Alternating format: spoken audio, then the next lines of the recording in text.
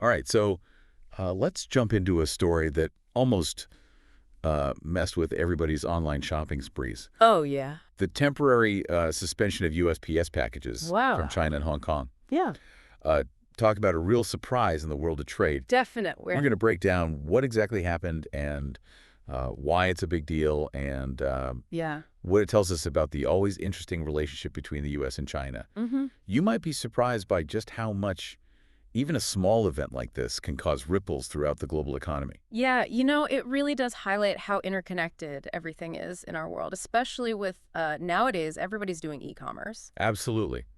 So let's rewind back to the beginning of February. Okay. On February 5th, the USPS made like a big announcement Mm. that they were putting a pause on packages from China and Hong Kong. Wow. But then just one day later, Yeah. total 180, they reversed their decision. Mhm. What happened? Well, that quick turnaround definitely got a lot of attention. To understand the initial suspension, we have to look back at the trade war that was going on between the U.S. and China. Okay. President Trump had put new tariffs on Chinese goods. Yeah, tariffs. Those are those import taxes that can make prices go way up. Exactly. But here's where it gets really interesting. Okay. One of the big changes with these tariffs was getting rid of the de minimis exemption. De minimis. Yeah, it might sound like a bunch of legal mumbo jumbo, but it's actually a pretty simple idea. Okay, well, break it down for us. Sure. So basically, before this change, goods that were valued at under $800 could enter the U.S. without any duty. Oh, wow. It was basically like a free pass for smaller and cheaper items. Okay. And it made it easy for Chinese companies that do e-commerce like Shein and Temu Yeah. to do really well in the U.S. market. Ah, so those trendy, affordable online finds we were getting were actually benefiting from this. That's right. But then with that exemption gone, all of a sudden those low-cost goods became a lot less affordable. Right. And that's where the USPS suspension comes in. I It was like a logistical reaction to the new tariffs, and it created a big bottleneck in the flow of goods coming in from China. So what would this have meant for, like, me or you listening right now? Yeah. Would we have had to say goodbye to all those good deals online? Well, imagine placing an order and having to wait weeks or even months for it to get to you. Ugh. All those delayed in transit notifications would be popping up all the time. Oh, that sounds like a nightmare. And it wouldn't just be about the, wait, right, what about the cost? Exactly, you got it. Okay. Prices would have probably jumped up as businesses tried to deal with the extra costs from the tariffs. Oh. That $10 t-shirt might all of a sudden cost $15 or $20. So this wasn't just some abstract trade war thing. This is going to hit us right in the wallet. You got it. It was about to get real for a lot of consumers. And I'm sure China wasn't just going to sit back and watch this happen.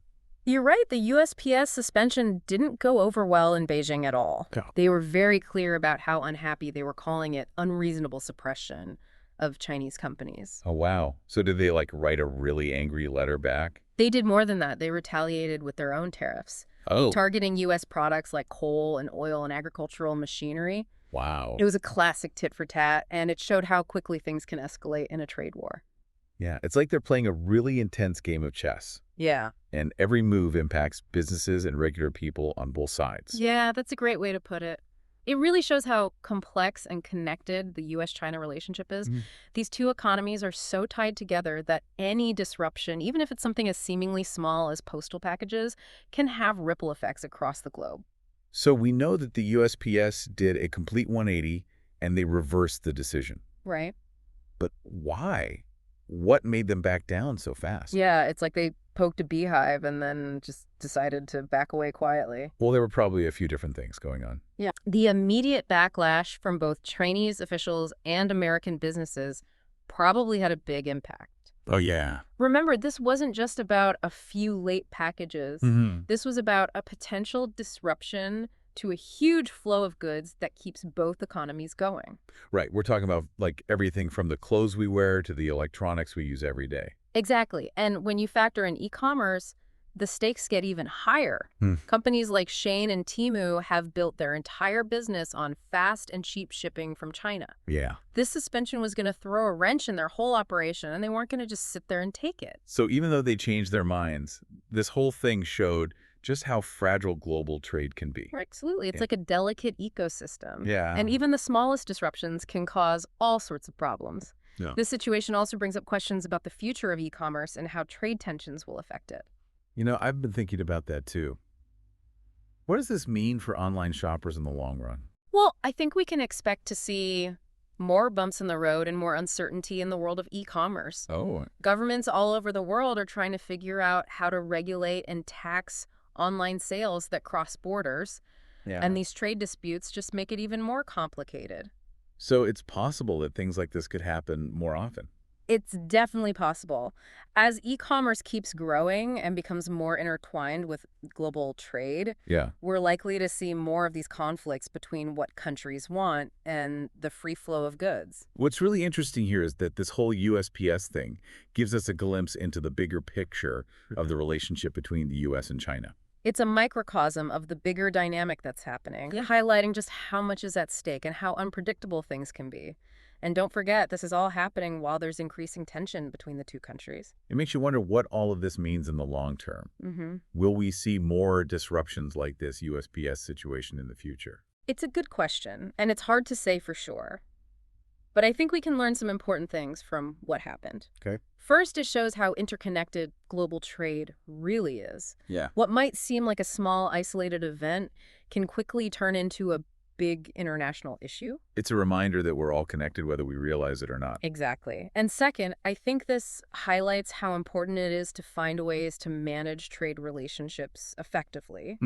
If the U.S. and China can't find ways to work together and calm things down, we could be in for a rough ride in the coming years. So even though the USPS changed their minds, this isn't just a story with a happy ending. No. It's a wake-up call. Yeah. And it brings up some big questions about the future of global trade, e-commerce, and the relationship between the U.S. and China. Absolutely. And those are questions we all need to be thinking about, not just from an economic point of view, but also from a geopolitical one. Okay, so we've covered a lot. We've talked about tariffs, retaliatory measures, the fragile nature of global trade, and the role of e-commerce and all of this. As we're wrapping up this deep dive, what's the one key takeaway you want listeners to remember?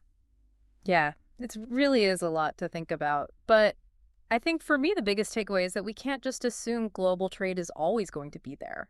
Right. It's not just some, idea that happens in the background. Yeah.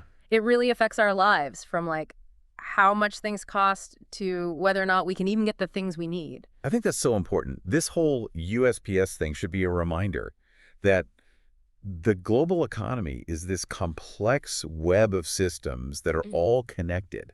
And when those systems get disrupted, we all feel it. Yeah, it's like, when you pull on a loose thread on a sweater and you realize the whole thing could unravel. Exactly. Yeah. And that's why it's so important to pay attention to these trade disputes and understand what could happen. Yeah. We as consumers have a part to play in this too. Yeah.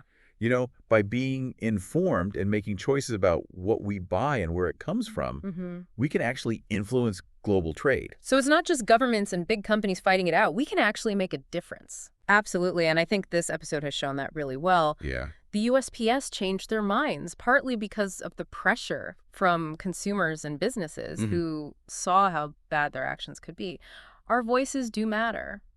That's kind of encouraging, actually. Yeah. It's easy to feel helpless when you think about these global forces. Right. But knowing that we can have an impact, even in a small way, that's hopeful. I agree. And it all starts with being informed and engaged. The more we understand about these complicated issues, the better we can deal with them and push for policies that support a fairer and more stable global trade system. Well said. Yeah.